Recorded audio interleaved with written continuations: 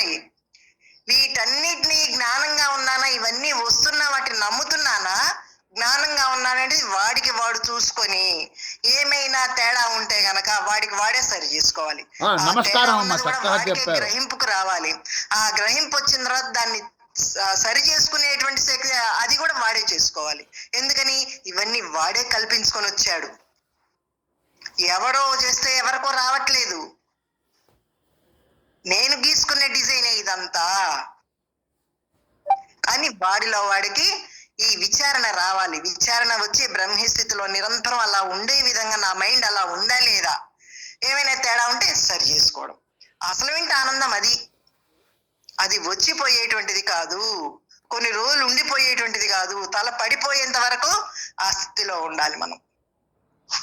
చదువు నాన్న. అట్లాగేనమ్మా, నమస్కారం. చాలా అవసరం అండి.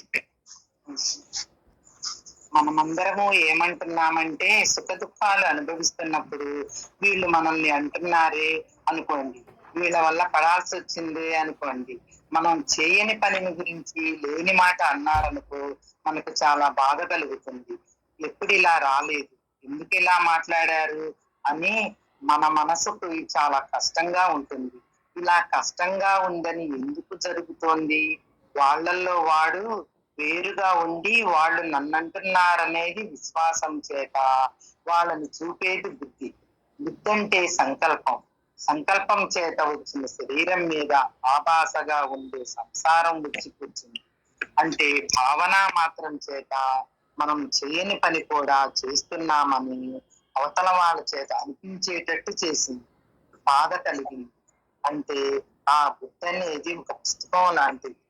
అంటే మనం తెచ్చుకున్న కర్మ ఒక 40 ఏళ్ళు 50 ఏళ్ళు మనం అనుభవించాల్సి వచ్చినటువంటి కర్మ ఆ బుద్ధి యొక్క విశ్వాసంతో ఉంది. ఈ విశ్వాసంలో ఉన్నది పుస్తక రూపంలో ఉండటం చేత ఏమిటయ్యిందో, ఏమయ్యిందో, ఏం జరగాలో ఒక రోజుతో జరగటంలా ఒకటి తర్వాత ఒకటి ఆ టైము వచ్చినప్పుడు ఆ రకమైనటువంటి విషయం మనందరికీ అనుభవంలోకి వచ్చేస్తుంది. అయ్యో ఇదేమిటి, నన్నందరూ అంటున్నారేమిటి, మనకందరికీ బాధ కలుగుతున్నప్పటికీ మోక్షం కోసం ప్రయత్నించి సమాధికి వెళ్ళిన వాళ్ళమే కదా సమాధి ఆనందాన్ని విషయంలో పెట్టుకోవటానికి రావటంలా. అంటే అక్కడ విభాగించిన జ్ఞానం అయిపోయింది. ఈ విషయానందం అయిపోయింది, అదేమో బ్రహ్మానందం అయిపోయింది. అంటే ఎందుకని? ఇవన్నీ మనకి తెలిసినవే, వీడి జీవితంలో జరిగేటువంటివే, నిత్య నిరంతరం జరిగేటువంటివే. వీళ్ళెవరో నేనేమి చేయకపోయినప్పటికీ నన్ను ఏదో అంటున్నారని ఎవరు చెప్పారు నీకు? ఆ బుద్ధి నిర్ణయంలో ఉన్నటువంటిది. అంటే అవతల వాళ్ళు నిజమనేటువంటి నమ్మకం ఉండబట్టి వాళ్ళని చూపిస్తుంది బుద్ధి. ఈ మనసు ఈ రకమైన సంకల్పాలు చేయిస్తుంది. ఇవన్నీ లోపల జరుగుతున్నాయి నిరంతరం. అప్పుడు వీడు సమాధి స్థితి పొందాడు కదా, గురువు దగ్గరికి వెళ్ళి మంత్రం తీసుకొని సమాధి స్థితి పొంది ఒక కొంతకాలం ప్రయాణం చేసి ఉన్నాడు కదా. ఏమిటి ఇంత ప్రయాణం చేసి ఇలా ఉన్నప్పటికీ మళ్ళీ ఇప్పుడు ఏమిటి ఈ బుద్ధి ఇలా చూపిస్తుంది? ఇంకా పూర్తిగా ఆ లోపల అది చూపించడానికి కారణం నేనున్నాను అంటే శరీరం అనే నమ్మకం ఎక్కడో ఏ మూలలో ఉంది. ఆ మూలన ఉన్నటువంటిది ఆ రూపకంగా. ఎందుకని? ఇదంతా కూడా రాసిన పుస్తకం లాంటిది. ఏ పేజీలో ఏ లైన్లో ఏ అక్షరం ఉండాలో అలాగే జరుగుతుంది ఇక్కడ. అలాగే ఇక్కడ ఏ రోజు ఏ క్షణం ఏది జరగాలో అలా జరుగుతున్నప్పుడు కూడా వీడు జ్ఞానంగా ఎప్పుడు ఉన్నాడా? ఆ జ్ఞాన స్థితిని వాడు ఏ మాత్రం తగ్గకుండా ఉన్నట్లయితే ఆ వచ్చినటువంటి విషయాన్ని, సందర్భాన్ని వాడు జ్ఞానంతో ఆ సమన్వయం చేసుకొని అక్కడ విషయం అనేది లేకుండా ఎప్పుడూ ఆనందంగా ఆ బ్రహ్మానందంగానే ఉండగలరు అనమాట. సమాధి వచ్చిన వాళ్ళమే కదా సమాధి ఆనందాన్ని విషయంలో పెట్టుకోవాలి. ఎందుకంటే విషయాన్ని అక్కడ తీసేస్తున్నాడు. నిలువు పోగు అడ్డు పోగు తీసేస్తే వస్త్రం ఎలాగైతే లేదో ఆ విషయాన్ని కూడా నేను శరీరాన్ని కాదు నేను బ్రహ్మని, ఇక్కడ ఉన్నదంతా బ్రహ్మం అనే జ్ఞానంతో ఆ నిలువు పోగు అడ్డు పోగు తీసేస్తున్నాడు. అప్పుడు అక్కడ విషయం వేరు, ఈ బ్రహ్మానందం వేరుగా లేదు. ఉన్నదంతా ఒకటే సత్యము. ఆ సత్య దృష్టి కలిగి మనం ఇప్పుడున్నప్పుడే హాయిగా ఉండగలం. చదువున్నాను. ఇక్కడ విషయం పరమాత్మని గ్రంథ విషయం కాదు, అనుభవ విషయం అయితే అనుభవ విషయం అయితే అర్థమవుతుంది. ఎందుకంటే సమాధికి వెళ్ళింది నేను, ఆనందం అన్నది నేనే కదా. అనుభవంలోకి రావాలి అంటే పైపాఠం మనసుకు బుద్ధి చెప్పటం. బుద్ధి జీవభావన విశ్వసించి విశ్వాసం పెట్టుకోలా. బ్రహ్మగా పరమాత్మ భావన చేత, విషయం తన భావన చేత తను పరమాత్మనని దృఢంగా వివరించుకోవాలి. విషయం వేరు, విషయానందం వేరు. ఆత్మ వేరు, ఆత్మానందం వేరు. విషయం వచ్చేటప్పటికి నాకు కొంచెం కష్టంగా ఉంది. కారణం విషయం అనేటటువంటి నమ్మకమే ఈ బుద్ధి నట్టి పెట్టింది. నా కర్మని వాళ్ళు అనేప్పటికీ వాళ్ళు అంటున్నారనే బాధ శరీరానికి కలుగుతుంది. శరీరానికి బాధ కలగటం మనసుకు బాధ కలుగుతుంది. శరీరం ఒక పనిముట్టు లాంటిది. నా కర్మ ఇలా పడాల్సి వచ్చింది, నా కర్మ ఇలా వాళ్ళు అనాల్సి వచ్చింది అనే బాధ కలుగుతుంది. ఇలా నా నమ్మకం ఈ నామరూపాత్మకమైనటువంటి ప్రపంచం దృశ్యం కనిపిస్తున్నప్పటికీ శరీరం కనిపిస్తున్నప్పటికీ మనం విచారణ చేయాలి. శరీరాన్ని విచారణ చేయాలి. శరీరం అనేది కర్మ సంపాదించి అనుభవించడానికి వచ్చింది. ఇది ఒకళ్ళు తీసేది కాదు. తల మీద బరువు అయితే ఒకళ్ళు దింపితే పోతుంది. కానీ ఇది అలా పోయేటట్టుగా లేదు. దీని బాధ ఇది పడేట్టుగా ఉంది. అందుచేత ఇప్పుడు బుద్ధి పని చేస్తుంది. బుద్ధిని పట్టుకోవాలి. ఎలా పట్టుకోవాలి? అవతల వాళ్ళు మాట్లాడినప్పుడు అర్థం వేరే అవుతుంది. అర్థానికి ముందున్న వాసన ఏమిటో తెలుసు. ఆ వాసనని ముందు సంస్కరించుకోవటం నేర్చుకోవాలి. ఆ అర్థమే మనకు జ్ఞానాన్ని కలుగ చేస్తుంది. ఆ అర్థమే వీళ్ళు జ్ఞానులు, వాళ్ళు అజ్ఞానులు. అదే నేను బాగా జ్ఞానం వచ్చిన దాన్ని, మంచి సమాధి వచ్చి నేను మంచిగా విచారణ చేసుకుంటున్నాను. ఇలా శరీరానికి కొన్ని పనులున్నాయి. అంటే జ్ఞాన శరీరానికి పనులున్నాయి. ఈ శరీరం ఉన్న మూలాన శరీరం కలవాడు ఏమంటున్నాడు? జ్ఞానిని విమర్శిస్తున్నాడు. అంటే ఇంకో శరీరం కలవాణ్ణి అజ్ఞానాన్ని విమర్శిస్తున్నాడు. శరీరం అన్నాక సుఖము ఉంది, కష్టము ఉంది. జ్ఞానికి సుఖము ఉంది, దుఃఖము ఉంది. నిర్గుణతత్వం అన్నాక బుద్ధి చేత చూడబడేది. బుద్ధి ప్రపంచాన్ని ఎలా చూపిస్తుంది? జ్ఞానికి భావంలో తేడా వచ్చింది. జ్ఞానికి ఉపాధితో కూడా జ్ఞానం అంటే ప్రత్యేకతగా లేకుండా జ్ఞానం అంటే మోక్షమని, అంటే బుద్ధి చేత చూడబడేదని విడబడి లేవని విడబడి ఉన్నారు. అది ఎప్పుడైతే ఆ బుద్ధి చేత అంటే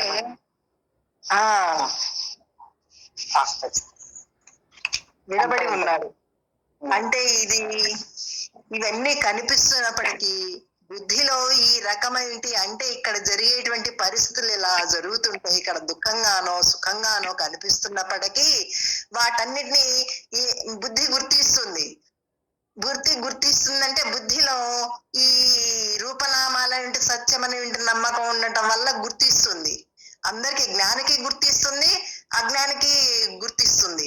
కానీ అజ్ఞాని ఏమో తెలుసుకోలేడు. జ్ఞాని తెలుసుకొని ఆ బుద్ధిని పనిచేయనీకన్నగా ఆ వాసన అక్కడే కనిపెట్టి అక్కడ విచారణ చేసేసి నేను శరీరాన్ని కాదు, ఇక్కడ ఉన్నది బ్రహ్మము తప్ప, అక్కడ ఏ రూపం ఉన్నా ఏ వరుస సంబంధించిందైనా ఎలా ఉన్నప్పటికీ ఇక్కడ బ్రహ్మము తప్ప రెండోది లేదు.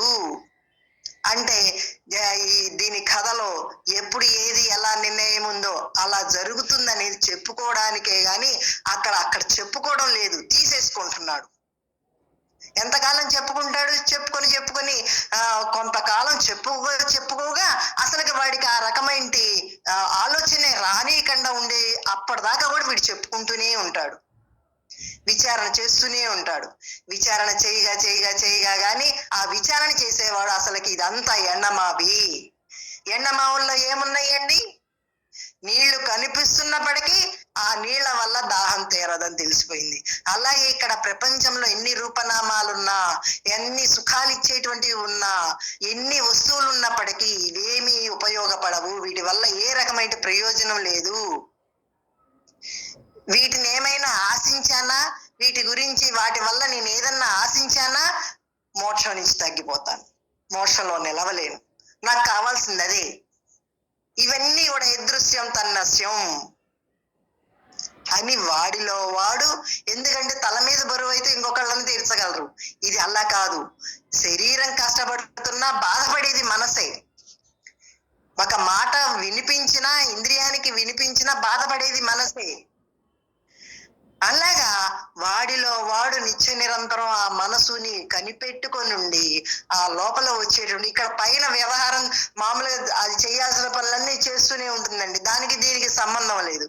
ఎందుకని? విడిపడిపోయి ఉన్నాడు వాడు. విడిపడిపోయి ఉన్నాడని వాడికి బాగా తెలియబడుతుంది. అందుకే దానికి అదే జరుగుతుంది, దీనికి ఇదే జరుగుతుంది. మనకు అమ్మ చెప్తారు, గర్భవతి అయినటువంటి స్త్రీకి లోపల పిండం ఎదుగుతూనే ఉంటుంది, బయట ఆ శరీరం గర్భవతి అయినటువంటి స్త్రీనేమో పనులన్నీ చేసుకుంటుంది. దానికి దీనికి సంబంధం లేదు, ఎప్పుడు సంబంధం లేదండి. వీడు ఆ భావన చేత బందీకృతుడయ్యాడు తెలియక పూర్వం. ఇప్పుడు తెలుసుకున్నాడు కదా, బ్రహ్మ భావన అంటే జ్ఞానమైనటువంటి జ్ఞాన దృష్టే అలవర్చుకున్నాడు. వేరే భావాన్ని రానివ్వలేదు. అక్కడ ఏ రకమైన జీవ భావాన్ని రానివ్వలేదు, ఏ రకమైన బాంధవ్య భావన రానివ్వలేదు, ఏ రకమైనటువంటి సుఖ దుఃఖ భావన రానివ్వలేదు. ఇక్కడ బ్రహ్మము తప్ప రెండోది లేదు. ఈ కనిపిస్తున్నప్పటికీ దాన్ని నమ్మడనమాట. నమ్మకండగా ఉన్నప్పుడే వాడు విడిపడినట్టు. నమ్మాడనుకో కలిసిపోయినట్లే. ఆ కలిసిపోవడం వల్ల వాడికి జన్మల పాలవుతాడు. జన్మకి రావడానికి కావాల్సినటువంటి సరుకు తయారైపోతుంది వాడికి లోపలే. ఇది చాలా, అందుకే మనసు చాలా ప్రమాదకరమైనటువంటిది. ఆ మనసు చెప్పేటువంటి దాన్ని అస్సలకి నమ్మకూడదు. దాన్ని చాలా మోసకారి ఆ మనసు. ఆ మోసకారైనటువంటి మనసుని మనం కనిపెట్టుండి దాని మోసాన్ని తెలుసుకొని దాని మోసానికి గురి కాకుండా ఉండాలంటే వీడు నిరంతరం సమాధిని ఆశ్రయించి సమాధిలో ఉండవలసిందే, ఆ జ్ఞానంగా ఉండవలసిందే. అది తప్ప ఇంకో లేదు మార్గం. ఇది నిత్య నిరంతరం జరగాల్సినటువంటిది. కాసేపు కాదు, ఒక రోజు కాదు, నిత్య నిరంతరం తల పడిపోయేంత వరకు ఆ స్థితిగా వాడు నిలిచినప్పుడే వాడికి హాయి. చదువున్నాను. అంటే శరీరం అంటే సుఖ దుఃఖాలు లేవని నమ్మేవాడి కింద ఉన్నాడు. ఉన్నది నిర్గుణ తత్వమని బుద్ధి చేత రాగద్వేష ప్రపంచం ఎలా చూపెడుతుందో అలా నాకు చూపెడుతుందంటే వాడికి ఎలా పోలేదో నాకు పోలేదు అంటాడు. జ్ఞాని శరీరంతో విడబడి ఉన్నాడు కనుక శరీరంతో నమ్మడు వాడు. జ్ఞాని సుఖ దుఃఖాలు లేనివాడు కనుక జ్ఞాని శరీరంలోనే ఉన్నాడు, శరీరం మాటలే మాట్లాడుతున్నాడు అంటాడు. అంటే దానికి లొంగిపోయి అంటున్నాడు అజ్ఞాని. అజ్ఞాని బుద్ధికి లొంగి ఉండటం చేత కర్మవాసన ఉంది, అవి ఒప్పుకుంటున్నాడు కనుక అజ్ఞానికి ప్రత్యేకత లేదు. అది వాడికి ఎందుకని? ఆ జ్ఞాని అలాగే ఉన్నాడు, అజ్ఞాని అలాగే ఉన్నాడు, వాడికి నాకు ఏం తేడా లేదండి, ఆయన తింటున్నాడు మాట్లాడుతున్నాడు అని చెప్పేసి చూసే వాళ్ళకి అనిపిస్తుంది. కానీ అంతరంగా ఉండేది అది ఎవరికి వాళ్ళకే తెలిసేదిగా. అలాని ఆ జ్ఞాని ఈ శాస్త్రం చెప్పినట్టే శరీరం అనిపిస్తుంది ధర్మంగా. అక్కడ ఏ రకమైనటువంటి అంటే మనల్ని ఇంకొకళ్ళు వేలు ఎత్తి చూపించేటువంటి అవకాశాన్ని ఇవ్వకుండా ఉండే విధంగా వాడి ప్రయాణం ఉంటుంది. జ్ఞాని యొక్క జీవిత ప్రయాణం అలాగుంటుంది. అవి ఒకవేళ ఇందాక చెప్పారు చూడు, మనము వీడి తప్పు లేకపోయినప్పటికీ ఒకవేళ అది అవతల వాళ్ళ నుంచి ఏమైనా వచ్చినా ఇది శరీరగతంది, అది మింగిన ముద్ద తీసిన సినిమా మనకి చెప్తున్నారు, రాసిన పుస్తకము. ఎందుకంటే ఈ శరీరాన్ని నేను కాదు, అది వేరుగా ఉండి దాన్ని ఆ బుద్ధిలో ఒకవేళ ఆ రకమైన ఆలోచన వచ్చేటట్లయితే అక్కడికక్కడే విచారణ చేసేసి దాన్ని ఇంద్రియాల్లోకి రానివ్వకుండా ఎప్పుడు జ్ఞాన దృష్టిగానే ఉంటాడు. ఆ జ్ఞానంలోనే ఉండిపోతాడు. జ్ఞానమే తన స్వరూపం. జ్ఞానం వేరు, తను వేరు కాదు. అలా మన మైండ్ సర్వకాల సర్వావస్థల యందు ఉందా లేదా? అలా లేకపోయినట్లయితే ఎక్కడ పొరపాటు పడుతున్నాము? ఇక్కడ ఏది చూస్తే వికారం కలుగుతుంది లోపల. ఇక్కడ ఏది చూసినప్పటికీ రూపనామాలనే దృశ్యం తన్నస్యం. ఈ క్షణం ప్రాణం పోయిందనుకో, ఎవరున్నారు ఇక్కడ? ఎవరేం చెప్తారు, ఏం చేస్తారు? ఏం చేసినా నాకు సంబంధం లేదు, ఎందుకంటే నేను లేను ఇక్కడ. చచ్చిన వాడి లేడుగా, చచ్చాడంటేనే వాడు లేనట్టే కదా. అలాగా శరీరం అనే దాంట్లో వాడు లేకుండా బ్రహ్మ ఇంటి జ్ఞానంగా ఎప్పుడు ఉన్నాడు, బ్రహ్మస్వరూపంగా ఎప్పుడు ఉన్నాడు. దానికి మార్పు లేదు, అవస్థలు లేవు, రూపనామాలు లేవు, చావు పుట్టుకలు లేవు, ఈర్ష్య అసూయలు లేవు, సుఖ దుఃఖాలు లేవు, ఏమీ లేనటువంటి నిర్గుణ తత్వం, నిర్వికారం. ఇది మనందరికి సమాధిలో అనుభవమే. ఆ సమాధి అనుభవమే నిరంతరం మన మైండ్ అలా ఉందా, అంతరంగం ఎలా ఉంది, ఆ సమాధి స్థితిలో ఏ అనుభవాన్ని అయితే పొందామో అలా ఉంటున్నామా లేదా, అలా లేకపోవడానికి ఏం అడ్డు వస్తుంది, ఏ విషయం అడ్డు వస్తుంది, ఏ రకమైన ఆలోచన అడ్డు వస్తుంది అని వాడిలో వాడు చూసుకొని దాన్ని సరి చేసుకొని ఆనందంగా ఉండటం, దానికే పురుష ప్రయత్నం. నిర్గుణం అంటే చావు పుట్టుకలు లేనిదని, అది నిర్గుణంగా ఉందని, అది రెండో దానితో సంబంధం లేదని, అది ఎప్పుడూ కూడా ఈ ఉపాధితో ఎటువంటి సంబంధం లేకుండా ఉందని ఎప్పుడైతే నిర్ధారణ చేశాడో, ఇది ఎప్పుడంటే మొదటి వాళ్ళు నన్ను అంటున్నారనే బాధ సంసారం ఉండటం చేత మనందరికీ తిరిగి మళ్ళీ రావటానికి కర్మ తయారవుతుంది తప్ప మోక్షం రావటంలా. మోక్షానికి దూరం అవుతున్నాం. ఇది దూరం అవుతున్నది కనుక వీరికి ఉండేటటువంటి బుద్ధికి బుద్ధి చెప్పి పురుష ప్రయత్నం చేత దృఢంగా తయారయ్యి తనకుండే బుద్ధికి సాక్షిగా ఉన్నారు కనుక తనకుండే వాసనను సంస్కరించటం నేర్చుకోవాలి. ఆ బుద్ధి వాసనతో చేరి వాళ్ళల్లో ఉన్న బుద్ధి, నాలో ఉన్న బుద్ధి, ఇన్ని బుద్ధులు లేవు, వాళ్ళల్లో ఉన్న ఉపాధి బుద్ధి ఈ ఉపాధిని కదిలిస్తుంది. ఈ కష్టం అంటే ఏమిటి, దుఃఖం అంటే ఏమిటి, సుఖానికి కానీ దుఃఖానికి కానీ జగత్తు ఉండాలి. మనకు కర్మవాసనను బట్టి రెండో వాళ్ళు మనకు ఆ రకంగా కనిపిస్తున్నారు. దృశ్యం కింద ఉండి ఇదంతా కూడా సమిష్టి వ్యాపారం కింద ఉన్నది. దీన్నంతా కూడా నిజంగా చూడగలిగితే విలాసంగా చూడగలుగుతాం. ఎందుకంటే ఇది ఒక వాడు నాటకాన్ని చూసేప్పుడు ఎలాగైతే ఏమి అంటకుండా నాటకాన్ని చూస్తూ ఎలా ఎంజాయ్ చేస్తాడో, ఇక్కడ ఇది కూడా జగన్నాటకం. ఇక్కడ ఉండేటువంటివన్నీ కూడా అలాగే ఉన్నాయి. ఉపాధితో ఏ మాత్రం సంబంధం లేకుండా ఉన్నాడు. ఆ నిర్ధారణ అంటే ఆ రకమైన మైండ్ అలా తయారవ్వాలి. ఆ రకమైన సాధన, ఆ రకమైన ఎందుకని వాడిలో వచ్చేటువంటి ఆ విషయాన్ని, ఆ వాసనే సంస్కరించుకుంటున్నాడు, జ్ఞానంతో సంస్కరిస్తున్నాడు. నేను బ్రహ్మన్ అనేటువంటి జ్ఞానంతో సంస్కరిస్తున్నాడు. ఎందుకని ఉపాధి ధర్మాన్ని, ఉపాధిని అనేటి అక్కడ వాడు ఆ దృష్టి లేదు, దానికి ఒక పాత్ర ఇచ్చి ఆ వరస దృష్టి లేదు,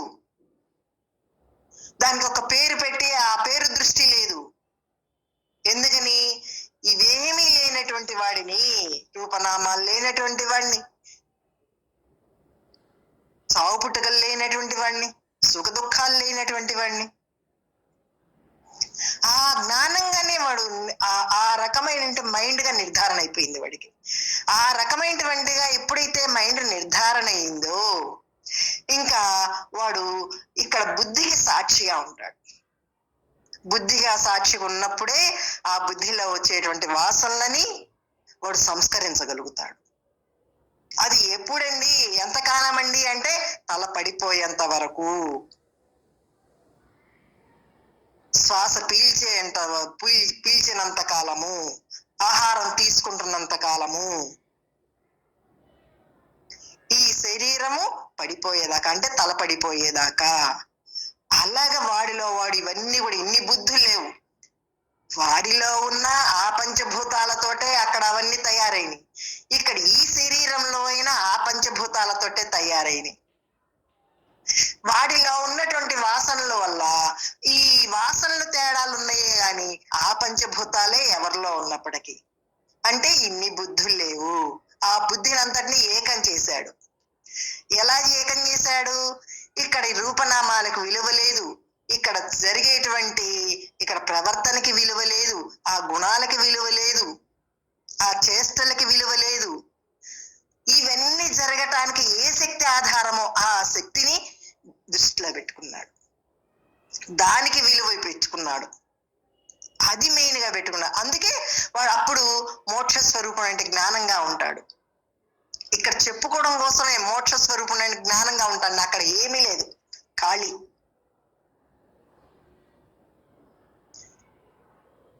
ఆ ఖాళీలో నిత్య నిరంతరం మన మైండ్ ఉందా లేదా, అప్పుడు కానీ వాడు హాయిగా ఉంటాడు.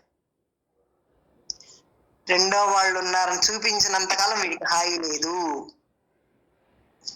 అది ఎవడికి వాడికి లోపల జరగాల్సినటువంటి ప్రాసెస్. అప్పుడు సంతోషంగా చూడగలుగుతాడు. ఏది చూసినప్పటికీ వాడికి ఆనందమే. అంటే సంతోషం అంటే బయటికి ప్రకటించే ఆనందం కాదు, లోపల వాడు ఆనందం. ఇప్పుడు మనము ఆహారం ఆకలిసింది అనుకో, అన్నం తింటే తృప్తిగా ఎలాగా అది బయటకు కనిపించదు, కానీ వాడికి తెలియబడుతుంది. అలాగే ఇక్కడ ఈ రూపనామాల్ని పరిస్థితుల్ని దేన్ని నమ్మడు కాబట్టి వాడు ఎప్పుడు ఆనందంగానే ఉంటాడు. ఆనంద స్వరూపం అంటే జ్ఞానంగా ఉంటాడనమాట. చదువు నాన్న. సంతోషంగా చూడగలుగుతాం, లేకపోతే దుఃఖమయమవుతుంది. వాళ్ళనే వాళ్ళైనట్లు మనం పడే వాళ్ళమైనట్లు, వాళ్ళనే వాళ్ళైనట్లు, వాళ్ళనే వాళ్ళైనట్లు, మనం పడే వాళ్ళైనట్లు, వాళ్ళనే వాళ్ళైనట్లు మనం పడే వాళ్ళైనట్లు. ఇక్కడ ఏడిపించే వాళ్ళెవరూ లేరు. నూనె పొయ్యి మీద పెట్టినప్పుడు నీటి చుక్క ఉందనుకోండి చిటపట్లాడుతుంది, నీరు లేకపోతే చిటపటలాడదు. అలా రెండో వాసన ఉంటే ఆ బుద్ధిలో భావనలో తేడా వస్తుంది, ఒక నిర్ణయం తీసుకోబుద్ధి అవుతుంది. ఎంచేత నిర్ణయం తీసుకున్నప్పుడు శరీరం ఉంచి నిర్ణయం తీసుకుంటాడు. అంటే అత్తగారు ఉంటే కోడలు బుద్ధి అంటున్నట్లు నిర్ణయం తీసుకుంటోంది. అంటే ఉపాధి నుంచి అత్తగా కోడలు అనే ఉపాధిని తెచ్చుకుంటున్నా దీని వల్ల ఇబ్బంది కలుగుతుంది. అంటే ఇబ్బంది అంటే ఏమిటి? ఒక విశ్వాసం పెట్టుకొని మళ్ళీ జన్మ కారణం అవుతుంది. ఇప్పుడున్న వాసనలే చస్తున్నా, ఇప్పుడున్న వాసనలే చస్తున్నా, తిరిగి మళ్ళీ జన్మకు తయారవుతుంది. మళ్ళీ విత్తనాలని రెడీ చేసుకుంటున్నాం. అంటే కర్మ అనుభవించినప్పుడే తిరిగి కర్మ వాసన రెడీ అవుతుంది. నిద్రలో లేదే వాసన అలాగే అశాశ్వత శరీరంతో ఉంది, మార్పు చెందేదిగా ఉంది, మనసులో ఉంది, మార్పు చెందే బుద్ధిలో అభిప్రాయంగా ఉంది. అంటే ఎప్పుడేది కావాలో అప్పుడు అది ఉండి మళ్ళీ అందట్లా మారే స్వభావం కలిగింది. మళ్ళీ అదట్లా మారే స్వభావం, మారే స్వభావం కలిగి ఉంది. అసలు లేదని తెలిసిందనుకో ఇలా ఉన్నప్పటికీ అపనమ్మకంగా చూడలేడు.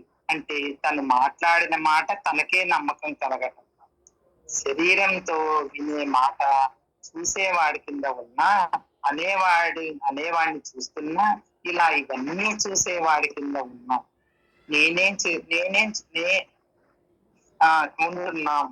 నేను చేస్తున్నాను అంటే ఇలా ఇవన్నీ చూసేవాడి కింద ఉన్నా. నేను చూస్తున్నాను అంటే నేను అనే నిర్గుణతత్వం చూసేవాడి కింద ఉన్న శరీరం చూడబడేదిగా ఉంది. ఇప్పుడు శరీరం తనెలా అవుతాడు? అది చూసేవాడుగా నిర్గుణ తత్వం ఉంది, చూడబడేదిగా శరీరం ఉంది. అంటే శరీరం అంటే ఏమిటి? ఈ మనసు, బుద్ధి, వీటిలో వచ్చేటువంటి ప్రతి ఆలోచన, ఆ బుద్ధిలో ఉన్నటువంటి వాసనలు, ఇవన్నీ చూడబడేవిగా ఉన్నాయి. అంటే వేరుగా ఉన్నాడు. నిర్గుణ తత్వంగా చూసేవాడుగా నిర్గుణ తత్వంగా ఉన్నాడు. అవన్నీ చూడబడేవిగా ఉన్నాయి. ఎప్పుడైతే వేరుగా ఉన్నాడో వాటిని గ్రహించి వాటిని లేకుండా చేసేటువంటి వాటి విచారణ చేసి తీసేసుకోగలడు. పిన్ని గారు మాట్లాడండి అమ్మా.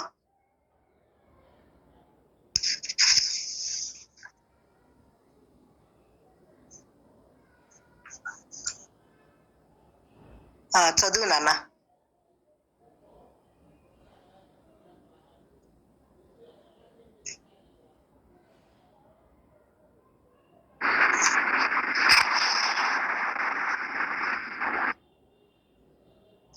సుజాతక్క చదువు అమ్మా. మ్యూట్ తప్పని మర్చిపోయి చదువుతున్నా. ఆడలా అవుతాడు, మగ ఎలా అవుతాడు, కర్మ ఎలా అవుతుంది? అజ్ఞానంగా నమ్మకం పెట్టుకున్నవాడు నిర్గుణంగా వీడు నమ్మకం పెట్టుకున్నాడు. అజ్ఞానంగా నమ్మకం పెట్టుకున్నవాడు నిర్గుణంగా వీడు నమ్మకం పెట్టుకున్నాడు. అంతకుముందు అజ్ఞానంగా పెట్టుకున్నాడు, ఇప్పుడు నిర్గుణంగా పెట్టుకున్నాడు. అజ్ఞానంగా నమ్మకం పెట్టుకున్నవాడు నిర్గుణంగా వీడు నమ్మకం. అన్ని సంగతి తెలుస్తోంది కదా. చూడబడే వాళ్ళంతా శరీరంలో ఉన్నారు. వాళ్ళంతా కర్మ చేయటం, తిరిగి కర్మ సంపాదించటం, ఇలా శరీరం కనిపించిన వాళ్ళంతా నాకు కనిపిస్తున్నారు. ఇలా శరీరం ఉండటం ఏమిటి, కర్మ సంపాదించటం ఏమిటి, నాకు ఈ సంసారం ఉండటం ఏమిటి? ఇదివరకులా పూజలు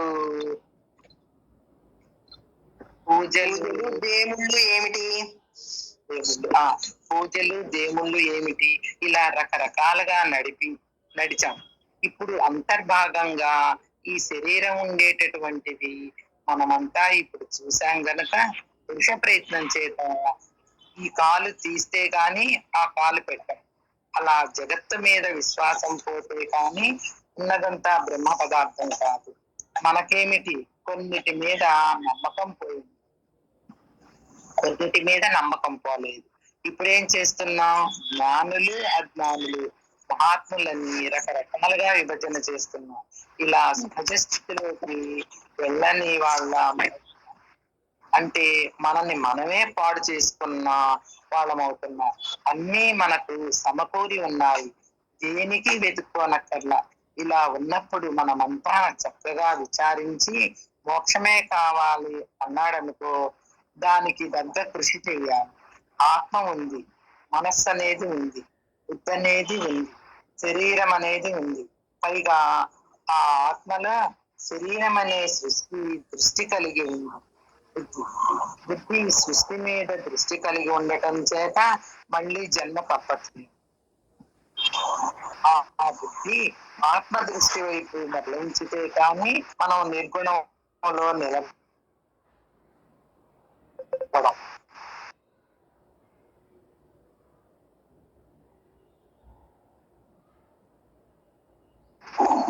మనం బాటా కాసి కొట్టడము ఇలా చేయటం వల్ల వాడు ముందుకు వెళ్ళలేకపోతున్నాడు, మోక్షానికి దూరం అవుతున్నాడు.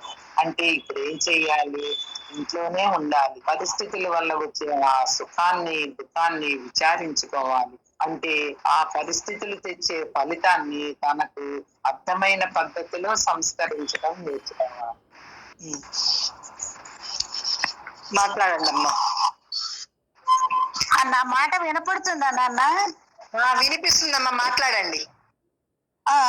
అదే అడిగితే చెప్పట్లేదు, వినపట్టలేదేమో అనుకుంటున్నా. ఇందాక మ్యూట్ లో పెట్టి మాట్లాడారట్టుందమ్మా, అప్పుడు వినపడలేదు, ఇప్పుడు వినిపిస్తుంది. సరేలే. ఏం మాట్లాడను? ఇప్పుడు విన్నారు కదమ్మా, విన్నది కొద్దిగా చెప్పండి. అదే ఇప్పుడు మనం ఏదైనా చూసినప్పుడు మనలో ఏదో కదలిక కలిగినప్పుడు నువ్వు విచారణ చేసుకుంటున్నావు కదా. హలో, చెప్పండి అమ్మా, చెప్పండి, వింటున్నాం. ఇప్పుడు మనం చూసాము, మన దృష్టి అది బ్రహ్మ దృష్టిగా లేకపోయినప్పుడు మనకి ఏదో కదలిక కలుగుతుంది. బ్రహ్మ దృష్టిగా ఉన్నా కనపడుతుంది, లేకపోయినా కనపడుతుంది. కాకపోతే ఆ కనపడినది నిన్ను లోపల ఏమైనా కదిలిస్తున్నదిగా, బాధగా గాని సంతోషంగా గాని ఏ రకంగానైనా నీకేమైనా తెలియబడుతోందా? ఆ తెలియబడినప్పుడు నువ్వు విచారణ చెయ్యాలి. నిన్ను బాధ పెట్టడం లేదు. నువ్వు చూసేవాడిగా ఉంటే అది నిన్ను బాధ పెట్టదు. అట్లా కాకుండా మాటలోకి వచ్చామనుకో, మాట్లాడుకొని వాళ్ళు ఇలా మాట్లాడారు, నాకు ఇదైంది అన్న మళ్ళీ చెప్పుకుంటున్నాంగా బయట మనం, అప్పుడు అది అక్కడ కర్మగా తయారవుతుంది.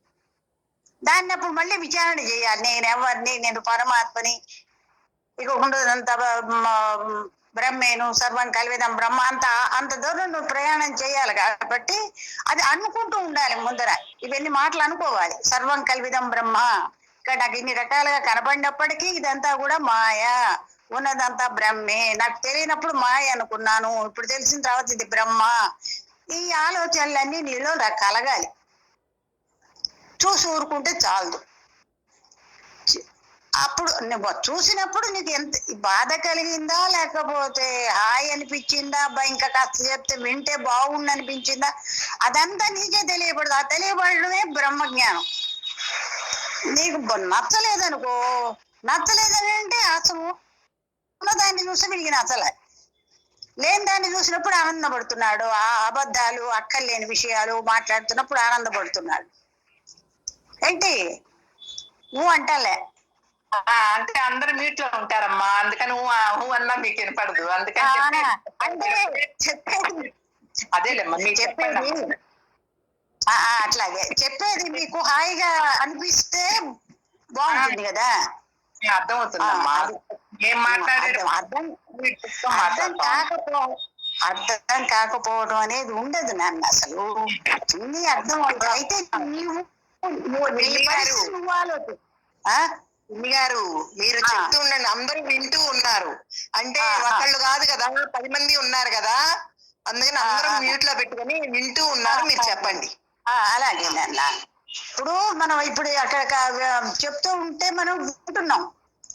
వినేది వేరు, ఇక్కడ అందరు ఫోన్లలో కదా, అందుకని అందరూ మ్యూట్ లో పెట్టుకుని ఉంటారు, డిస్టర్బెన్స్ వస్తుందని.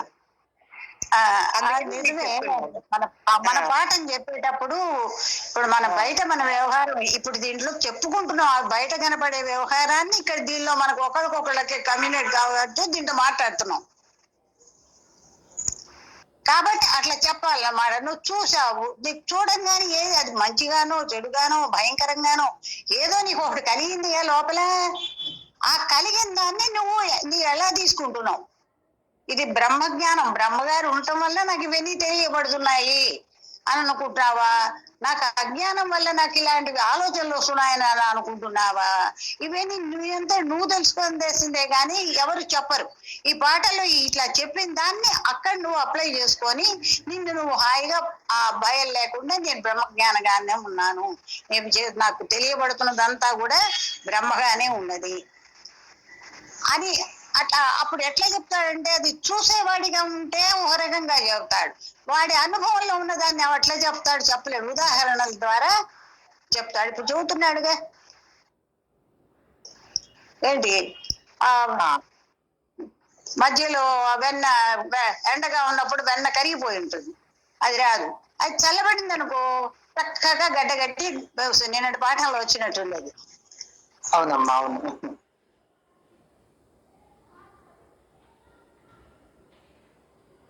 చెప్పండి అమ్మా, చదివేదా?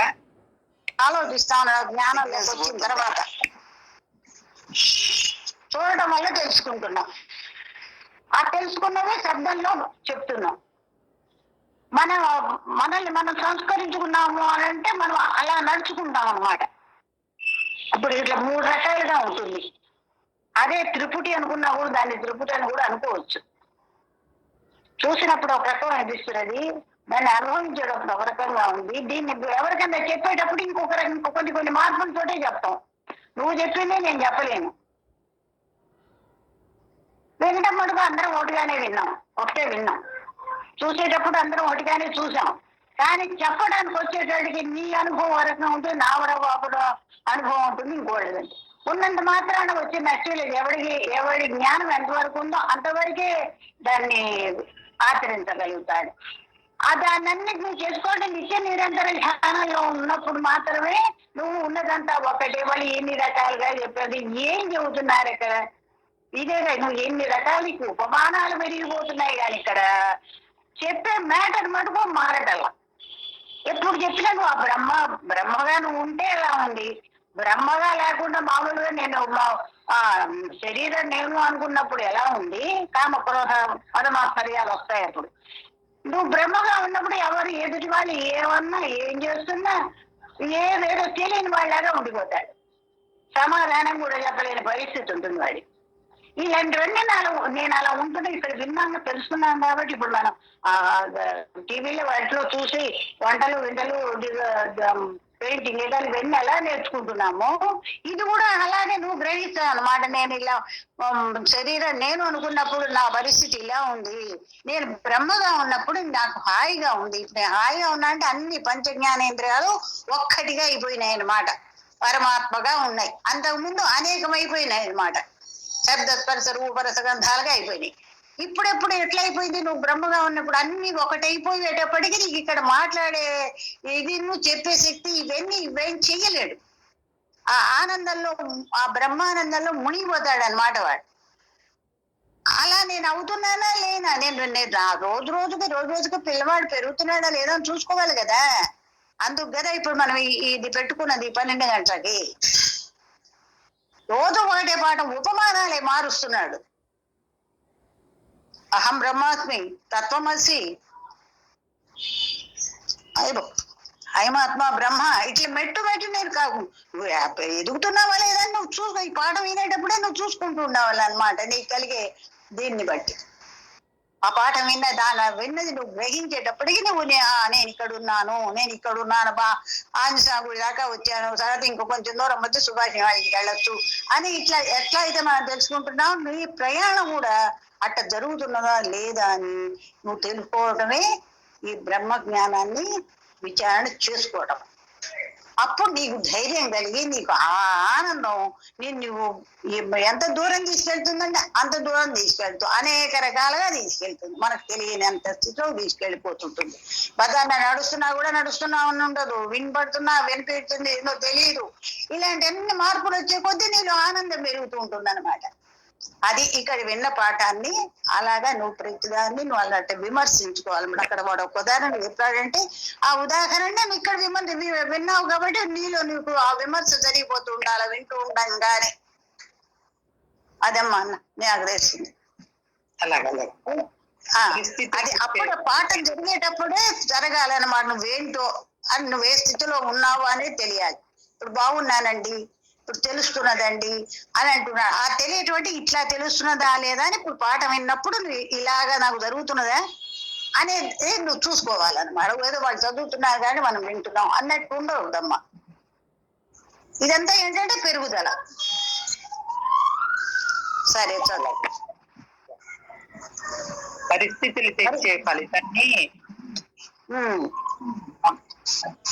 పరిస్థితులు తెచ్చే ఫలితాన్ని తనకు అర్థమయ్యే పద్ధతిలో సంస్కరించుకోగలదు. అది దివ్యప్రమణ సంగతి అమ్మాయి ద్వారా విని ఉంది. ఆవిడ శ్రావణ మాసంలో వచ్చింది. ఓ చీర పట్టుకెళ్ళి ముత్తైదువుగా పెడతామని వెళ్ళి పెట్టినప్పుడు ఆమె చూపులో మాటలో తేడా వచ్చింది. అంటే అది అహం తలెత్తుతుంది. అప్పుడు అలా మన లోపల మాయ కవ్వింపు అర్థమవుతుంది. ఇలా మనసు, బుద్ధి, ఇంద్రియాలు మనకు పనిచేయటం, ఆవిడని 4 రోజులు ఉండమనో ఉండద్దనో మనకు అహం పనిచేస్తుంది. ఎందుకంటే 40 ఏళ్ళో 50 ఏళ్ళో మన జీవితం కర్మనే పుస్తకం తెచ్చుకున్నాం. కర్మ అంటే బుద్ధి యొక్క విశ్వాసం, కర్మ అంటే లింగ శరీరం, ప్రారంధమనో అనుభవించాలనో ఇలా తెచ్చుకున్నాం. కానీ ఇంకెక్కడ ఆపేసాయి. ఇప్పుడు మనం ఎవరో మన ఇంటికి వస్తారమ్మా, వస్తుండగానే వాళ్ళ శుక్రవారం బొట్టు పెట్టి ఇంట్లో ఏదైనా ఉంటే ఇద్దాము అనిపిస్తుంది. అదే శ్రావణ శుక్రవారం అట్లా అలాంటప్పుడు వచ్చారనుకో మనకి ఈ విధంగా అనిపిస్తుంది. ఇవాళ చావడుక చక్కగా ముత్తైదు వచ్చింది, బొట్టు పెట్టి ఏదైనా ఇద్దామని అనుకుంటుంది.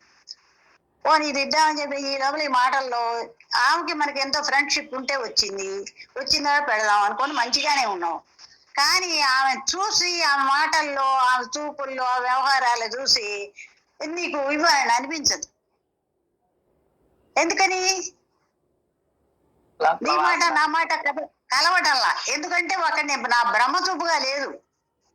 నా ఫ్రెండ్ అనో లేకపోతే వియ్యాల వారనో, ఈ వియ్యాల వారు కూడా వచ్చేది అసలు దీనికి మనకి అనేక రకాలుగా దీన్ని కర్మలకు పాలు చేసేది ఏంటంటే ఈ కోడలు, ఈ తోడు కోడలు, వదిన గారు, అత్తగారు, ఇలాంటి బాంధవ్యాల దగ్గరే జరుగుతున్నది ఇది. మిగతా వాళ్ళ దగ్గర మాకు అసలు తెలియదు. వాళ్ళ దగ్గర ఇలాంటివి ఏమి ఉండవు. చక్కగా బొట్టు పెడతాము, వాళ్ళకి పండు తాంబూలం ఇచ్చి పంపిస్తాం. ఇవి ఎందుకు వస్తున్నాయంటే ఎప్పటి నుంచో వచ్చిన లింక్ అన్నమాట అది. ఆమె ఏదో అన్నది, అది ఇలాగా చూసింది, అలాగా చూసింది. మరి ఆ కర్మను బట్టి చూస్తున్నారు వాళ్ళ. లేకపోతే మనకి ఏమీ కాను. నిన్న ఎంత బ్రహ్మానందం అనుభవించాం అక్కడ మన నాగలక్ష్మి వాళ్ళ ఇంటో. ఏముంది అక్కడ? ఎవరికి ఏం లేదు. అందరూ స్కూల్ పిల్లలు, ఒకటే రక అనుభవాలు. ఇంకా మనకి ఇవి ఏర్పడటానికి, వాసనలు ఏర్పడటానికి వీలు కాదు. నీకు వాసన ఏర్పడేది ఈ విధంగా, ఈ బాంధవ్యం వల్ల ఏర్పడుతుంది వాసన. ఇప్పుడు మన జ్ఞానం వల్ల తెలిసింది కాబట్టి ఇక్కడ శరీరాన్ని చూసి నేను బాంధవ్యం, కానీ పరమాత్మకి ఏ బాంధవ్యాలు లేవు, ఏ అసూయలు లేవు, ఏ మాటలు లేవు. ఇప్పుడు కలగకూడదు కదా. మరి ఇప్పుడు కూడా నాకు ఇలా కలుగుతున్నది ఎందుకని? కలిగితే కలగకపోతే నువ్వు విచారణ చేయాల్సి అప్పుడు చక్కగానే పెట్టేస్తావు. ఇట్లా పెడదామని పోయిన దాన్ని ఎందుకు ఆగుతున్నావు అని చెబుతున్నారు అమ్మ. ఎందుకు ఆగుతున్నావు అంటే అంతకుముందు ఉన్నటువంటి వాసనలు ఉంటాయి కదా, ఆ వాసనలు పనిచేసి అక్కడికి పోయేటప్పుడు నీకు చూపు మారిపోతున్నది. పెట్టేటప్పుడు అబ్బా ఇంత మంచిది ఎందుకు పెడుతున్నాను అని అనే మాట ఏదైనా నీకు గుర్తు రావచ్చు. ఈ వెన్నటి కారణం అది ఇప్పుడు వచ్చింది కాదు, ఇప్పుడు పుట్టలా అది ఎప్పుడో పుట్టింది. అలాంటి వాళ్ళే ఇట్లాంటి దగ్గర సంబంధాలుగా వస్తారు కూడా అని చెప్తారు. యాత్తా కోడళ్ళగా, వదిన మరదాళ్ళగా ఇవన్నీ వచ్చేందుకు అవే ఉంటాయి. వాటి వల్లనే జన్మలు, ఈ పుట్టుకలు ఇవన్నీ జరుగుతున్నాయి. కానీ బ్రహ్మజ్ఞానం తెలిసిన వాడికి ఇలాంటి వాసనలు ఏవి ఉండవు కాబట్టి అందరినీ ఒకటిగానే చూస్తారు. ఏ శిష్యుడు వచ్చినా పండు ఇచ్చిన వాడు కానీ, పండు ఇవ్వని వాడు కానీ, లేకపోతే బట్టలు పెట్టిన శిష్యుడు కానీ, బట్టలు పెట్టమైన, దండాలు పెట్టేవాళ్ళు, పెట్టని వాళ్ళు, ఇంతమంది రకరకాలు ఉంటారు. ఎవడికి ఎలా వచ్చినా కూడా వాడిని సమదృష్టితో ఉంటాడు కాబట్టి గురువు సమంగా చూస్తాడు. ఆ సమదృష్టి నాకు ప్రతి చోట ఉందా లేదా అని నువ్వు అది చూసుకోవాలి. నీ లోపల అందరిలోకి చూసుకుంటూ ఉండాలి. ఇక్కడ పాఠం చదువుతుంటే వింటూ వైపు వింటున్న దాన్ని బట్టి లోపల ఏమి జరుగుతున్నదా అని కూడా నువ్వు తెలుసుకోగలిగి ఉండాలి. అదే దాన్ని అంతర్దృష్టి. ఆ అంతర్దృష్టి ఎప్పుడైతే నీకు తెలిసిందో అప్పుడు నువ్వు బ్రహ్మగానే ఉంటావు. కానీ ఇంకొకటిగా రావడానికి ఇష్టపడవు. ఇంకో రకంగా మాట్లాడటానికి కానీ, చూడటానికి కానీ, పెట్టుపోతల్లో కానీ ఎక్కడ ఇంకా నీకు దృష్టి మారదు. ఇవన్నీ ఏవి మారకుండా ఉన్నంతే నువ్వుగానే ఉన్నాయి. నేను ఇంకా ఇట్లా ఇప్పుడు బాగుంటున్నానండి, కాసేపు బాగుంటుంది లేదండి, వాళ్ళు అలా అన్నారండి, నన్ను అనగానే భలే కోపం వచ్చిందండి. వచ్చిన తర్వాత నేను విచారించుకున్నానండి. ఇప్పుడు కోపం వస్తే నాకు నేను తగ్గిపోతా కదా పరమాత్మ స్థితికి. నాకు ఎందుకు, దీనివల్ల నాకేం లాభం ఉంది, దీనివల్ల నాకు కలిగిన లాభం ఏంటి, ఇలా వాళ్ళు నచ్చలేదని అంటే నాకు కలిగిన లాభం ఏంటి, మీరు చక్కగా ఉండి సమంగా చూస్తే నేను బ్రహ్మగా ఉంది. అలా చూపు మారేటప్పటికి మాటలు మారిపోతున్నాయి, పెట్టుపోతలు మారిపోతున్నాయి, ఇవన్నీ జరుగుతున్నాయి. అందుకని అది నచ్చగల. ఎందుకు దీనికి అలవాటు పడిపోయినాడుగా, పాఠం వింటున్నాడు, సాధన చేస్తున్నాడు, ఇలాంటివి చూస్తూ ఉన్నాడు. ఏది చూసినప్పుడు ఏది కలుగుతుందని అంటూ పరీక్ష చేసుకోవటం అనమాట. నువ్వు విన్నదాన్ని నువ్వు సాధన చేసేదానికి కూడా ఇదంతా పరీక్షా కాలం అన్నమాట. దాన్ని అంతర్దృష్టి, నిన్ను నువ్వు చూసుకోవడం, దాన్ని నీ అంతటి నువ్వే దిద్దుకోవడం. ఆ దిద్దుకోవడం ఏంటంటే ఇంకోసారి అలా అవుతున్నదా లేదా, ఒక్కొక్కరిని చూస్తేనే మారుతున్నది, ఒక్కొక్కరిని చూస్తే మారటం లేదు. ఒక్కొక్కరిని చూస్తే భలే ఆనందం, బ్రహ్మానందంగా ఉంటుంది. ఒకళ్ళు అబ్బా ఇప్పుడు వీళ్ళు ఎందుకు వచ్చారా బాబు అనేటట్టు ఉంటున్నది. ఎందుకు ఇలాంటివన్నీ అవుతున్నాయంటే నేను సార్ నా దృష్టి సమంగా లేదు అని అప్పుడు నీకే తెలుసు. ఇంకెవరిని అడగక్కర్లేదు, ఏ పుస్తకమో చదవక్కర్లేదు. ఇది చదువుతున్నందువల్ల మనకు కలిగేటటువంటి జ్ఞానం ప్రతి నిమిషము నిన్ను ఆ నిత్య జ్ఞానంలో ఉంచుతుంది. ఇప్పుడు ఈ 12 గంటలకు రోజు చదువుతుంటే ఆ 12 అయ్యేటప్పటికి పరుగులు తీస్తుంది అక్కడికి పద అని. ఆ విన్నదాన్ని ఇప్పుడు నువ్వు తర్వాత వచ్చే అన్ని కూడా నిన్ను అంతా నువ్వు సాల్వ్ చేసుకుంటున్నావు లేదు అనేది నువ్వు చూసుకోవటానికి ఇది రోజు చదువుకోమన్నా. రోజు కొంతకాలం చదివితే రోజు కాదు, కొన్ని సంవత్సరాలు ఆ సాధనలో ఉంటే వాడే ఎట్లయితే బొమ్మలపూరు కాస్త సీతాకోకటికి ఎలా అవుతున్నదో అలాగే ఈ వీడు పరబ్రహ్మ స్వరూపం అని తను అది అని చెప్పి ఆ నమ్మకంలో ఉంటాడు. తన అభిప్రాయ ప్రకారం తన దృష్టి పెట్టుకుంది. ఈ వాసననే పుస్తకం 40 పేజీలు ఉండవచ్చు, 50 పేజీలు ఉండవచ్చు. అంటే జీవితకాలం కర్మ అని తెచ్చిపెట్టుకున్నాం అభిప్రాయ రూపంలో. ఈ అభిప్రాయమే ఈ జీవితంలో ఈ కర్మే అభిప్రాయ రూపంలో. లోపల ఎవరున్నారో బయట అనే వాళ్ళు ఉన్నారు, బయట వాళ్ళే ఉన్నారు. ఇప్పుడు కొన్ని పనులు చేశాం, చేయలేదన్నారు. చేశానంటే చేయలేదు. దొంగ అన్నారు, విధవ అన్నారు, వ్యభిచారి అన్నారు. ఇంతకంటే ఏమంటారు? ఇంకా అనటానికి ఏమున్నది? ఏమీ లేదు. ఈ రెండు నేను అనటానికి ఇష్టపడ్డాను. ఈ ప్రపంచంలో అందరి బుద్ధిలో ఈ రెండే ఉన్నాయి కనుక్కున్నా. ఎందుకంటే ఇక్కడ ఉన్న బుద్ధే అక్కడి నుంచి ప్రేరేపించి అక్కడ ఉపాధిని స్థిరం చేసి పిచ్చుక అద్దంలో కొడుకున్నట్లు ఇంకోడున్నాడనేటటువంటి నమ్మకాన్ని కలుగచేసి. అది అది నీ లోపల అభిప్రాయమే. ఈమె వదిన గారు, ఈమె వీవరాలు, ఈమె ఈ పలానా అనే అభిప్రాయం నీ దగ్గర. నీకు బ్రహ్మ చూపు లేదు అక్కడ. బ్రహ్మ చూపు అంటే ఇట్లా చెయ్యవు. అది ఉంది కదా, అప్పుడెప్పుడు వాళ్ళ ఇంటికి వెళ్తే అని అంటుంది. లోపల అంటుంది, బయట వాళ్ళు ఉన్నారు అక్కడ. ఆ బయట ఉండే లోపల ఈ మాట అనేటప్పటికీ నీ ముఖ కవళికలు, నీ మాటల్లో చూపులు అన్నిట్లో తేడా వస్తున్నది. వచ్చేటప్పటికి నీ పెట్టుపోతలు మార్పు వస్తున్నది. ఇది ఎందుకని నువ్వుగా లేవు. అక్కడ చూసేవాడు కూడా బ్రహ్మేనని చెప్పి ఆ తత్వమసి నీకు రాలా. ఆ తత్వమసి అనుభవం కనుక వస్తే అప్పుడు ఇలా అనిపించడం తగ్గిపోతాయి. నిత్యం ఈ పాఠం రోజు వింటున్నాం కదా, నువ్వు ఎవరికి పెట్టినా ఏం చేస్తున్నా వీళ్ళకి పెట్టాను అనే ఇది కూడా ఉండకుండా పెట్టేసేస్తుంటాడు, చేస్తుంటాడు, సాయం చేస్తాడు, అన్ని చేస్తాడు. అది వచ్చిన పురుగు తొలిచిందో అన్ని పాడైపోతాయి అన్నమాట. అప్పుడు నీ పనిలో నీ చూపులో అన్ని తేడాలు వచ్చేసేస్తాయి. అప్పుడు ఇంకా ఆ రోజంతా నీకు హాయిగా ఉండదు. ఆ పిల్ల అమ్మాయి వచ్చిందనో లేదా వీపురాలు వచ్చిందో వెళ్ళిందనో ఆ హాయి లేకుండా పోతున్నది. దేనివల్ల? ఈ చెడు వాసనలన్నీ నీటిలో పనిచేయటం వల్ల చూసినవి, విన్నవి, బాంధవ్యాలు ఇవన్నీ కలిసి నిన్ను చెప్పాడు చేస్తున్నాయి. అప్పుడు మనం హాయిగా లేదంటే ఎందుకు వెళ్తాం గురువు గారి దగ్గరికి? అక్కడికి వెళ్ళొస్తే 1 గంట సేపు వింటే 4 రోజులు హాయిగా ఉంటుందని మనకి అనుభవపూర్వకంగా తెలిసింది కాబట్టి మనం రోజు పరిగెత్తుకుంటూ వెళ్తున్నాం. మరి ఇప్పుడు అట్లా వెళ్తున్నావా? రోజు 12 గంటలకి పాఠం వింటే అట్లా ఉంటున్నావా? నీకు ఎవరన్నా చూసినా, వాళ్ళ మాట విన్నా, వాళ్ళ చేతలు ఇవన్నీ నీకు హాయిగా ఎందుకు లేకపోతున్నాయనేది ఇప్పుడు తెలిసింది. ఎందుకంటే అక్కడ వాసన సంబంధం ఉంది. అది నా కోడలు, మేనగోడలు, లేకపోతే బియ్యపురాలు అనే ఒక బాంధవ్యాన్ని పెట్టుకొని చూపు నీవు వచ్చేటప్పుడు చూపులో మార్పు వచ్చేది. వాళ్ళ పెట్టుబోతలు, వాళ్ళ మాటలు, వాళ్ళ వంకర్లు అన్ని నీకు వచ్చి నిన్ను హాయిగా ఉండనీయటలే. నువ్వు గురువు గారి దగ్గరికి వెళ్ళావు, మంచి సమాధి వచ్చింది, అన్ని బాగానే ఉన్నాయి. కానీ అవి ఏమిటంటే రూపనామాల దృష్టి, గుణాల దృష్టి దగ్గరే ఆగిపోతుంది కానీ వీడి చూపు పరమాత్మ అనేటువంటి దృష్టి అలవరలా వాడికి ఇంకా. అందుకని ఆ దృష్టిని వీడు ఇక్కడ రూపనామాలు అనేటువంటివి వస్తున్నాయి పోతున్నాయి, ఇదంతా ఒక కథ లాంటిది, ఒక నాటకం లాంటిది, ఇది నిజం కాదు అనేటువంటి నిర్ధారణ వీడు చెయ్యాలి. ఎందుకంటే ఇది అలాగే ఉంది. ఆ ఉన్న సత్యాన్ని పట్టుకుని నేను బ్రహ్మని, ఇక్కడ ఉన్నదంతా కూడా బ్రహ్మము తప్ప రెండోది లేదు అనేటువంటి నిర్ధారణ చేస్తున్నప్పుడు కానీ ఈ రూపనామాల దృష్టి, వరసల దృష్టి, గుణాల దృష్టి అవన్నీ కూడా సన్నగిల్లుతాయి.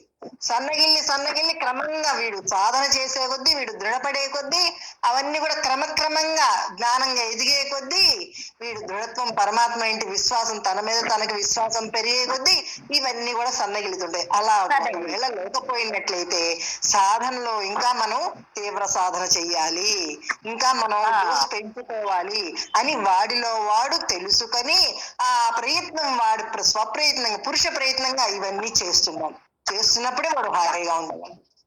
అప్పుడే నీకు అసలు నీకు అభిప్రాయం ఎక్కడి నుంచి వచ్చింది? అక్కడ చూడంగానే అక్కడ ఉన్న బాంధవ్యం వల్ల నీకు కలిగింది. ఆ బాంధవ్య దృష్టి ఎందుకు వచ్చింది? నువ్వు ఉండకపోవడం వల్లే వచ్చింది కదా.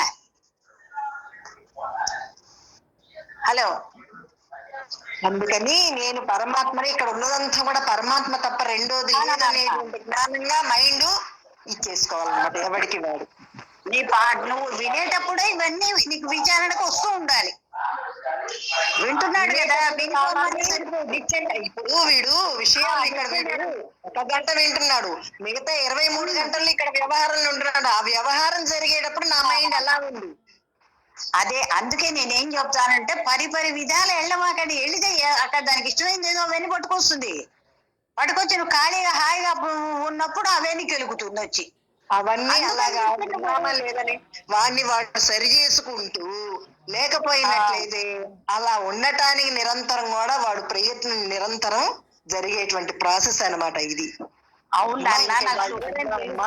ఒకటి దాటిందమ్మా ఇవాళ, దేనికంటే ఇది కాసేపటితోటి అయిపోయేది కాదు కదా, అందుకని మళ్ళీ అయ్యేది కాదు. మనం తెలుసుకొని ఉంటే దాన్ని ఎప్పుడైనా మనం బుర్రలో ఉంటుంది కాబట్టి విచారణ చేసుకుంటుంటాం. ఎవరన్నా మాట్లాడతారు నాన్న? దీప మాట్లాడతారమ్మా?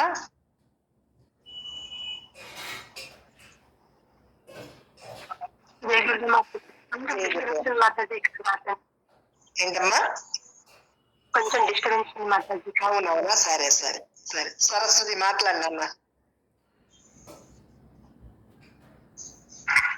జయ గురుదేవమ్మ. నమస్తే ప్రసన్నమ్మ గారికి. నమస్కారం తల్లి. బాగున్నారా? వచ్చానమ్మా. ఎలా ఉన్నారు? మాట్లాడండి, తెలుస్తుంది ఎలా ఉన్నారు.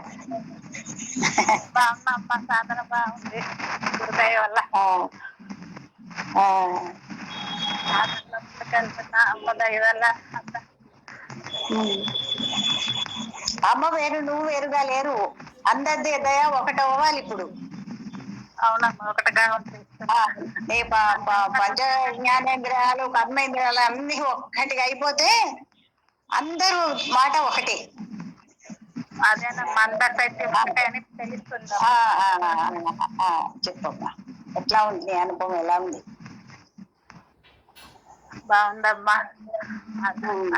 బోధలు వింటున్నప్పుడు బాగా ఉంటుందమ్మా. బాగా అది అక్కడ నీకు విచారం జరుగుతూ ఉంటుంది. అది ఇంటికి వెళ్తే మళ్ళీ అదే పని చేస్తుంది. అదే మా బోధే లోపల లోపల మరణం బాగా. ఎక్కడ ఏది సత్యమో ఏది అసత్యమో బాగా తెలుస్తుంది.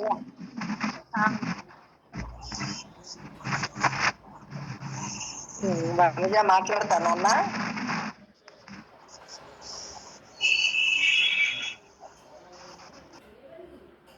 హలో వనజ. అమ్మా దేవుదేవమ్మా. ఎట్లా ఉన్నావు? బానే ఉన్నానమ్మా. మనిషి కనపట్టంలా, రావట్లే. హైదరాబాద్ వెళ్ళానమ్మా అమ్మాయి దగ్గరికి. వచ్చాను. పిల్లలు ఇద్దరు బాగున్నారా? అందరు బాగున్నారమ్మా గురుగారి దయ వల్ల. సరే, ఇంకా మన బాబు చూసుకుందాం. నేను అనుకుంటుంటా అసలు ఇన్ని రోజులు రాదు పాపం, కానీ తనగా ఉంటుంది. అంత స్థితికి వెళ్ళింది. పని చేసుకుంటుండే అదే దీంట్లో జాతలో ఉండటమే కదా. అంతేనమ్మా. డిస్టర్బ్ చేసే ఏం లేవుగా. అవన్నీ మామూలేనమ్మా. ఇవన్నీ అయిపోయిన తర్వాత దీంట్లోకి వద్దామంటే అది ఆగేటం కనపడలా. అటుకవి జరుగుతానే దీనికి ఉండాల్సింది. రెండు సైమల్టేనియస్ గా జరుగుతాయి. నువ్వు అన్ని ఇంద్రియాలన్నీ ఒక చోట కూర్చోబెట్టి హాయిగా పడుకున్నావు. అప్పుడు మన పాఠం మనకు హాయి అని తెలుస్తుంది. అంతేనమ్మా. అవి పనులు అది చేసుకుంటుంటాయి కదా, ఆ పనులు చేసుకోవడానికి కూడా శక్తి ఇదే అని తెలుసుకొని ఉంటామే. అంతేనమ్మా. అప్పుడు నువ్వు బ్రహ్మస్థితిలో కాదు, నేను చేస్తున్నాను ఈ పిల్లల కోసం చెబుతున్నాను, రాత్రి మౌలు చెబుతున్నాను, కష్టపడుతున్నా అన్నావే, అప్పుడు తుస్ అవునవును. ఆ మాట అనకుండా చెప్పమ్మా, నువ్వు చెప్పు. ఫస్ట్ లో తెలియక అలాగే అనుకున్నానమ్మా, తర్వాత తెలిసిపోయింది. అవి తగ్గేవి కాదు, మన అలం తగ్గిన తర్వాత సముద్ర స్నానం చేస్తా ఉంటాయి, ఎలా తగ్గదో ఇవి ఇలా వెళ్తూనే ఉంటాయి. మన పని మనం చేసుకోవాల్సిందే, మనం వచ్చింది అవి వాటి కోసం కాదు కదా, మనం ఉన్నా లేకపోయినా అవి వస్తానే ఉంటాయి. ఇవి వాటి గురించి ఆలోచించడం కూడా అవసరం తెలిసిపోయింది. నువ్వు మాట్లాడుతున్నా కడుపులో జరగాల్సిన పనులన్నీ జరుగుతున్నాయిగా. బుర్రలో జరగాల్సిన బుర్రలు జరుగుతున్నాయి, కడుపులో జరుగుతున్నాయి. అంతే, మనం అన్ని చూసేవాడిగా ఉన్నాం. నేనుంటే ఇవన్నీ ఉంటాయి. అంతే.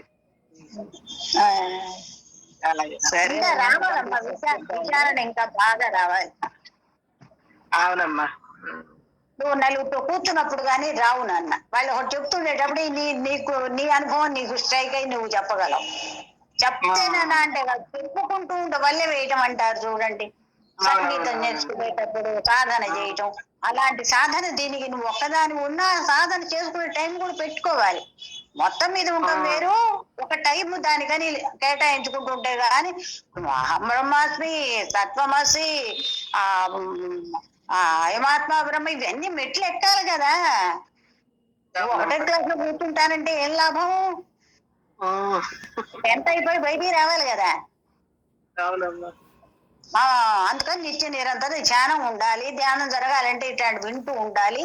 వింటూ ఉంటుంటే మనకి ఆ ధ్యానంలో ఉండిపోతాం. ప్రత్యేకత లేదు దానికి.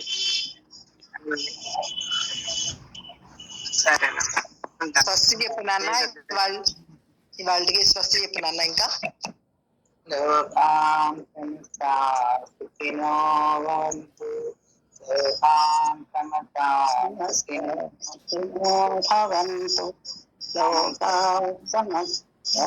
సుఖినో భవంతు. ఓం శాంతి శాంతి శాంతి. జై గురుదేవ. అందరికీ నమస్కారం. నమస్కారం. అందరికీ నమస్కారాలు. జై గురుదేవ.